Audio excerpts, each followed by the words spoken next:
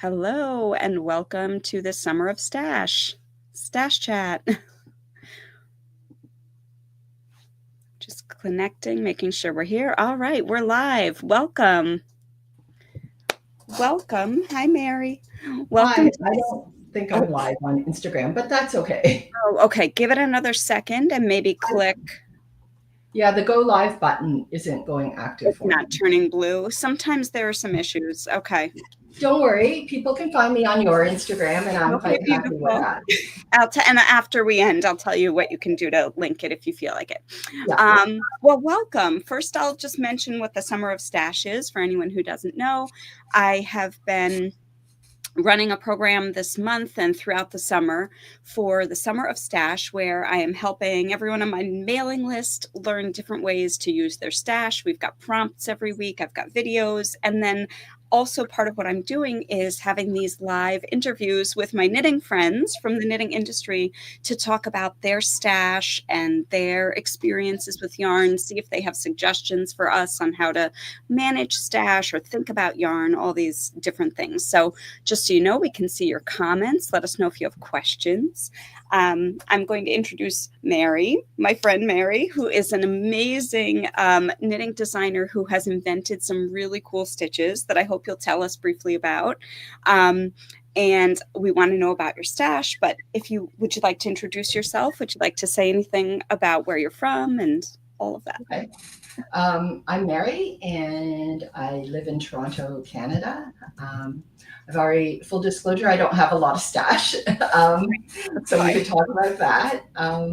I've been designing, I guess, for about 5 or 6 years, and I just think it's a lot of fun. I like just creating stuff and I spend a lot of time thinking about knitting. Yeah. Yeah. Mm-hmm.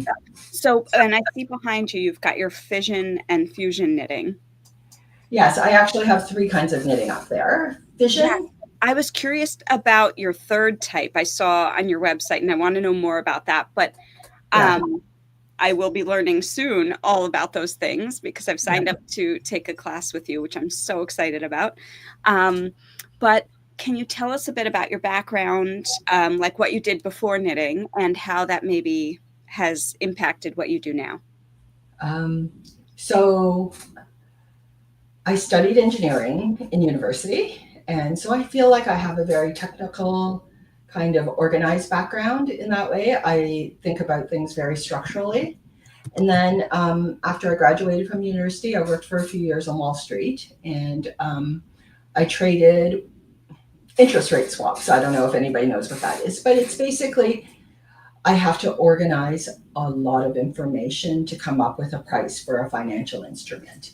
And when I started designing my stuff, it was to me very much building a structure by organizing a lot of little pieces of information, and those little pieces being stitches. And I think about how, in the financial markets, when you have cash flows, they're all independent events, but they have relationships to each other. Very much like a stitch on your needle is like an independent thing. Like there's a knit stitch, but the fact that it sits beside another stitch can affect how it behaves or how we perceive it.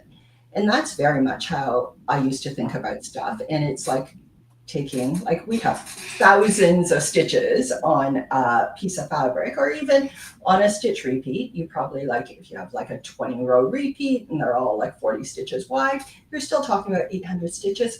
How do you think about that? How do you organize that information? So when I started designing, it was very much because I had to design a notation for my kind of knitting. It was very much about organizing that information. That's so fascinating. And what a neat way to look at it. And I think a lot of mathematical, engineering background people, science people have that kind of take on knitting. Where we like look at that single stitch in the scope of the larger group and see how everything should be organized. That's really beautifully put. I like what you've done there. Thank you. And I have to say, I love your open eye design. That's my favorite. Oh, is it? Okay. Yeah. Well, the story behind that one is my best friend is blind, and she goes around collecting that like, that motif, like she Sure. calls it the evil eye. It's Yeah. all over the place. Like we'll walk into a furniture store and she'll say, any pillows or blankets with the evil eye on it? Like she's always looking for that. And actually, the evil eye is the first reversible motif I ever made because, when I figured out how to do this reversible thing, it was like, what do I make? And we were about to go on holidays and I just had to grab some yarn. And I thought, well, she's been bugging me to make her something with an evil eye on it. And I never knew how to do it until that moment. So I just grabbed some black and white yarn, which is, she wears a lot of black and white, and I knit it on that holiday. That's So, amazing. What a lucky friend to have you as her like custom like, designer. That's amazing. she's very appreciative of Yeah, what I do. And I'll show you a bit of my stash because I just bought this. I'm I telling want. you, I'm about to go on holidays. So I'm packing up a big bag of yarn. And the last time I was on holiday, I went to Nova Scotia, which is the east coast of Canada. And I Mhm. don't know if you've heard of a yarn dyer called Handmaiden Yes. Yarns. She Mhm. does, I would say, very, very high end yarns, like very beautiful high end yarns. Um, so when I knit for myself or for my friends, they only get the best Of yarns, course. Yes. right? Yes. So um, I want to knit her. So one of these, I think this one is merino silk, and this one is camel silk. I think is the Beautiful. The sheen on that is yeah. Aren't they something extreme. incredible? Yeah. And they're both lace weight. They're both quite fine. So I think I'm going to hold them together and do. Uh, so she tries on a lot of the pieces I design for other things, and she'll give me her opinion on, oh, I like the way this fits or whatever. And she fell in love with this one that I did, and it was quite small. Um, so I think I'm going to try to put the evil eye on that. Like Oh, it's triangular, and I want to put it on the points of yeah. the triangular shawl so it hangs down in the front. That's fabulous. We'll see if it works, but I thought this would work really well for it. You're So beautiful. Oh my yeah. God. So, can you tell us a bit about your stash? And you were mentioning you don't have a lot of stash. Can you tell us when you started knitting, how you decide to buy yarn, how you store your yarn of the yarns you have, and then how you decide? These are a lot of questions all at once, and Yeah. they'll morph as we talk, but and then how you decide which yarns you're bringing with you on holiday. Okay.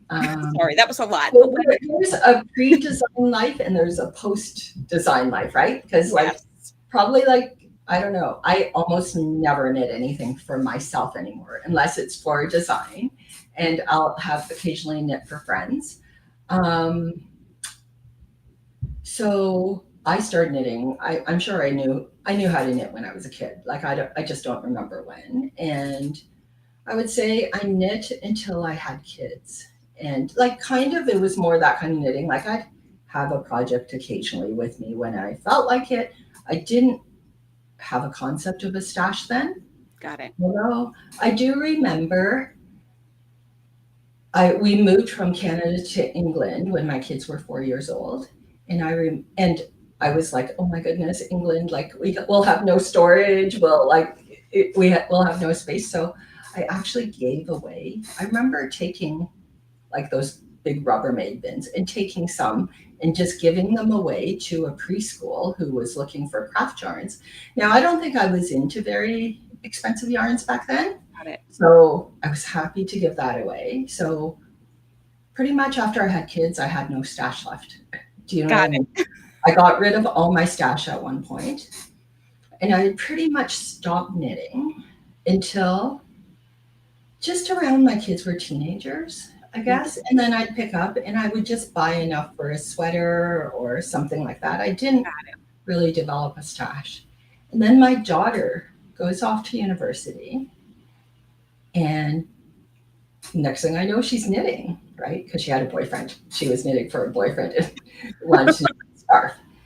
And the next thing I know is she's gone to a market of some sort and bought indie dyed yarn, which I had never heard of, right? So, I mean, I was used to buying commercial yarn, which wasn't very expensive. Yeah. And there she goes with, like, she's a student with no money. She goes and buys indie type yarn. And I was just shocked that this existed. And, so she introduces me to indie dyed yarn. And then she introduced me to the concept of an LYS. Because Got I had never, like, I would go into a yarn store and it would be, I need yarn for this sweater. And I right. would just go and pick up that yarn. But I didn't, like, to me, it was like a grocery store. You just go in, you pick up what you need, you leave, you go Right. back and you need your next project. So I didn't really have a relationship with yarn, I think, until my daughter introduced me to it. That's And so cool. that was only like about 7 years ago. And then, so for a little bit, like we started going to festivals and we would buy a ton of beautiful indie dyed yarns. And then I started designing, and I can talk about my designing in a second, but my designs work best with solid color Yes. yarns. And, I almost always use the same base, like the same type of yarn Got it. for both colors. So this habit of buying random skeins of indie dyed yarn stopped working for me. I know there's a lot of beautiful indie dyers who do solids, but it just took me a while to find them. So now when we go to markets and you get that rush to buy that beautiful Oh, I color, know the rush. Yes. yes. So we still do it, but it's now always for my daughter. Got it. So we can still have the experience of just like, the excitement of buying a really pretty skein. Or when I travel, I will buy a single skein. She is a prolific sock knitter. And like she was in university when she started. So my deal was like, you come to all these knitting events with me, I pay for your yarn, right? Yes. So she's graduated now. She has her own income, but she still thinks that I should pay for her yarn. I mean, that's the way it works with parents and children, isn't it? Yeah. But so she's got the stash then, and it's kind of neat, Mary, that you get to buy yarn, right? Like you get to have that rush of buying the yarn, and then she's Yes. got to deal with the Yes. like storage and knitting it and all the other things. Yeah. It's kind of And nice. her and I have the same color palette. Like, do you know what I mean? She loves the Yes. purples, the pinks, and all that. And, she's got I call my family like knitting saturated. Like, everybody has everything they need, anybody who wants anything. So she's taken over the role and she now knits a lot for her friends and her boyfriend's family and all that. So it's kind of nice to see the yarn go to use, whereas my family couldn't care if they had another sweater. Yeah, my husband's always saying when I'm like, "Do you want me to knit you a hat?" He's like, "Well, I have one. I don't need another." Oh, my husband's like that. One hat does it all, I've right? got one hat. I'm fine. Yeah, No, and I've got 20. It's really anyway, yeah, it's a fun problem. But that's wild. So you started designing then within the last 7 years, you said ish? yeah. Sometime within that, yeah. Okay. And so do you typically purchase yarn just for a design you have in mind? Or do I you would say yeah, um, very much. Yeah. The yarn that I get has a very specific project. Like have, I'll often have knit the project in, like, swatched it or a smaller version of the project before I actually go looking for that yarn. And yeah, and sometimes it's just like there might be a dyer and their yarn, like a specific base that I want to work with. And so often I have to see what colors they have available before I can decide exactly what I'm doing. yeah. I think I get impatient when I want to knit something. If I have a design in mind, I'm like, I want to knit this right now. And so I keep a stash so that I can partially so that I can do that, that I can just dig through and find. But often I don't have the colors that I want or the fiber that Yeah, I want or anything yeah. like that. So yeah, maybe I need to work on my patience so that I can So, just the right yarn. so I find the thing that slows me down is I don't know if, like, where my designs are very much like I have to write them down um, because my designs are really stitch patterns, right? Like I'm putting stitch pattern the same. I could put that stitch pattern on a scarf, on a shawl, on a hat. Like Sure. so, I really need to nail the down that stitch pattern. Right. So I make myself chart right, get that stitch pattern down into its final form, and that slows me down enough so that I can wait for the yarn to arrive. That's a really good point. That's a great point. Yes. Yeah. My designs tend to be a little like more simple. Like I do a lot of, I love stockinette stitch. I love the Uh, just a cozy something to wear. Um, Interesting. Oh, I like the way I appreciate these interviews because I get to see and hear different perspectives on design even and what yarn impacts our design and how yarn impacts the design. yeah. So thank you. So I Uh, get yarn in, and mhm, then they, in my office or whatever, they lay on the couch for a while. gotcha. So it sits, and I look at the colors for even longer. It Yeah, I kind of plan in advance, and just having it sit there gets me to think more about the detail of the design. I don't Gotcha. know if that makes sense. Yes, it does. I do that too, where I keep some yarns nearby so I can see them Yeah. and think. Yes, I'm very visual. Interesting. Hmm. Oh my Yeah. gosh. Well, Jackie just mentioned in the comments that she admires your focus and your beautiful designs. So thanks, Jackie. Thank you. Thank you, Kathy. Um, so you have some stash going with you on your trip. Otherwise, not too much stash because your knitting is for design. So I totally yeah. Yeah. Like I do have stash. Like if I want, like prior, like before I really got into designing, I think I fell in love with lace weight, really nice, really, really nice yarns, Yeah. which I still use for myself a lot, but they don't really work for designing. So that's where and Got it. that's what I still buy for like me and my friends, right? Because I'm happy to work a Yeah. really fine texture for people. Yeah. Gotcha. That's your like special treat yarn, like personal. Yes. Yeah. So if I was to buy a special treat yarn that I want to hold in my personal stash, it's almost always lace weight. Nice. Oh, that's very cool. And your colors are pinks, purples, greens in that Yes. family. That's Yeah. those are mine Mhm. too. I get it. Well, Jody on Instagram, Jody Long. Hey, Jody is saying good morning, and he's loving the live. Thank you. I'm glad you're here. We have to have you on next. Um, but thank you. This has been very interesting. Do you want to show any of your designs, or the three different styles of knitting? Sure. I actually have them hanging up. I can move Yes. them a little closer. Anyways, I have my first two kinds of knitting were Fission and Fusion, and they're both reversible knits. Actually, I could have been a little more organized about this. No, Okay. you're So this is what I call fusion knitting, and you, for fusion knitting, you get a reversible design, and they're both exactly the same on so each side. Do you know what I mean? yes, that's But I want you to look at, when you look up close, see their background. There's yes. super, super organized background, and that's worked one yarn at a time. This Okay. is all what I call fission knitting. Oh my gosh. Um, and this is worked, see how messy that background is? Yes. That's because that's held in a marl, and these are worked. And what this allows you to do, this one actually has a really similar design on each side. Let me grab a different one. This is Very everyone's favorite.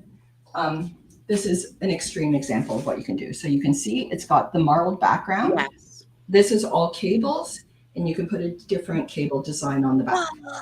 Wow.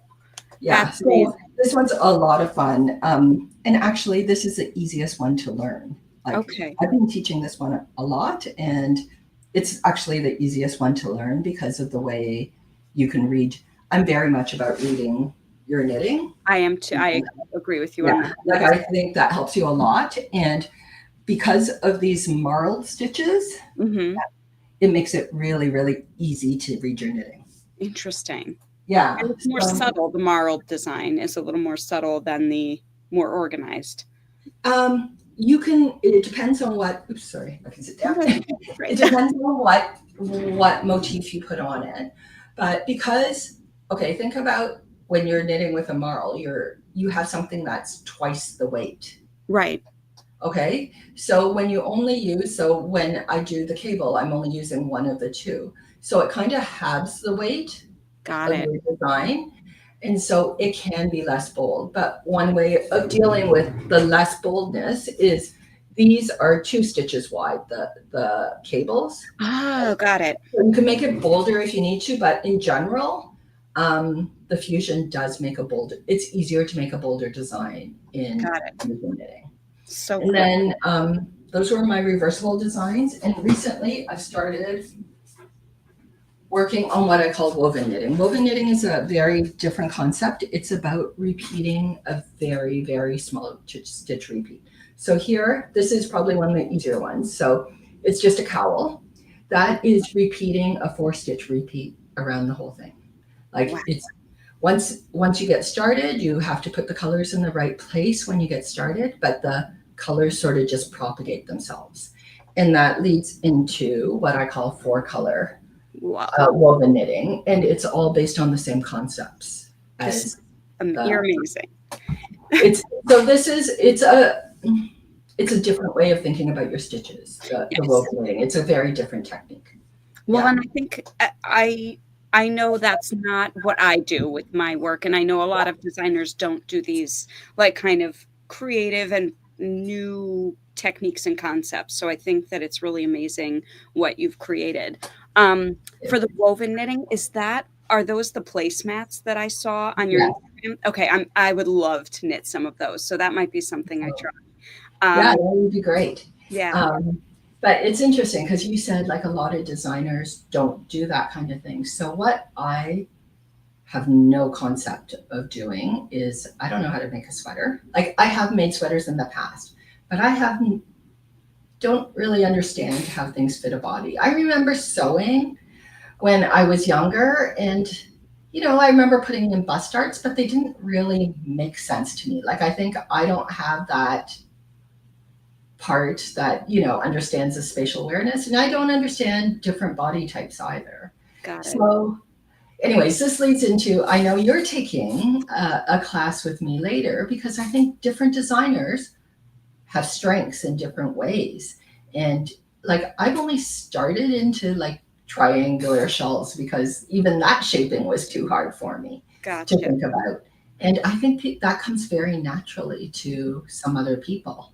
And That's a good point, so yes. I do see the shapes in my head and the increasing and decreasing and all the ways that things can be pulled yeah, together. like I don't even see that. Like I do hats. Like I know you're really good at hats, right? Yes. I I have done hats, but even that, it's like I ever only make one shape of hat because I don't even, well, I only wear one shape of hat. Do you know Gotcha. what I mean? Yeah, So it doesn't interest me. And I also don't think I have the skills to, gotcha. or maybe that's not where I should put my focus anyway. Well, So I mean, the stitch patterns you're creating are spectacular, so thank keep your you. focus there if that's, Yeah. if So that's that is my thought, which is why I want to, yeah, I would love to see other designers try some of my techniques and put it on something that I don't think I can do.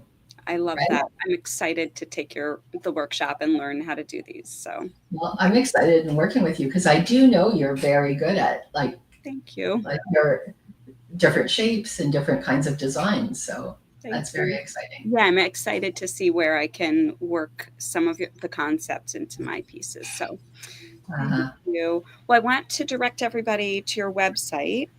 Is it marymartin.com? No, it's Mary W. So there's a million Mary Martins in the world, of course. So you have to stick the W in, and it's marywmartinknits.com. Got it. Beautiful. Yeah. And then please follow Mary on Instagram too. She has amazing designs, amazing stitch patterns that she's invented. And it was nice having you here on Stash Chats today. I Oh, hope, it was, yeah, I hope we get to chat again soon. I hope so too. Thank you. Thanks, Mary. Okay, bye.